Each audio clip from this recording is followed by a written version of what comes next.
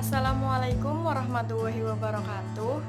Tepangaken nami kula Putri Dwi Agustin saking kelas 11 AKN sekawan nomor absen 23. Asal sekolah saking SMK Negeri Setunggal Dukuh Turi.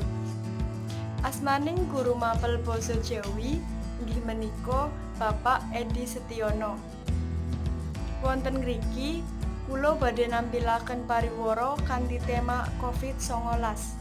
Sugeng mirsani. Virus corona sampun nyebar ing pinten-pinten nagari lan dadosaken kakhawatiran tiyang kathah.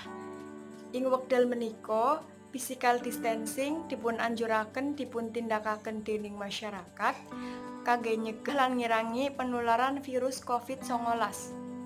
Menapa ingkang kedah dipun tindakaken wanci pandemi COVID-19? Cekidot. Tips physical distancing.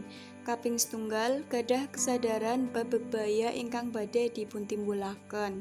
Kaping kalih jaga jarak minimal semeter saking tiang sanes wonten papan umum.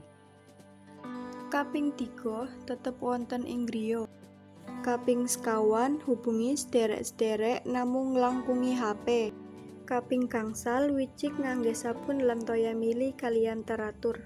Ayo mbantu nyegah lan ngirangi penularan virus COVID-19 kanthi tips wau. Matur nuwun.